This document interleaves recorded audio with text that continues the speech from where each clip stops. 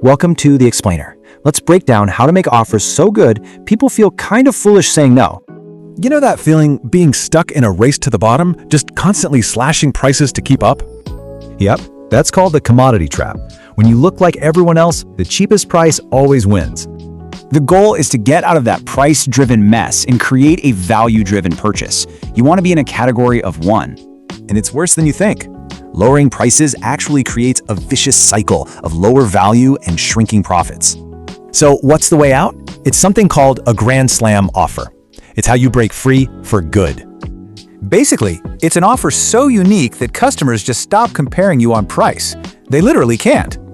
Think about that. Suddenly, the choice for your customer is between your thing or nothing. That's real power. Okay, so how do you build one? Well, it all starts with this simple but really powerful formula. It's called the value equation, and it gives you 4 levers you can pull to dramatically boost your offer's value. It's pretty straightforward. Your job is to max out the top 2 things and absolutely crush the bottom 2. First, you pump up the upside. That's their dream outcome and their belief that you can actually get them there. Then, you slash the downside. The less time and effort it takes them to win, the more they'll pay. And once you've got that strong core offer, you can pour some gasoline on the fire to make it even better. Things like scarcity, urgency, and guarantees. These are your secret weapons to make the offer totally irresistible.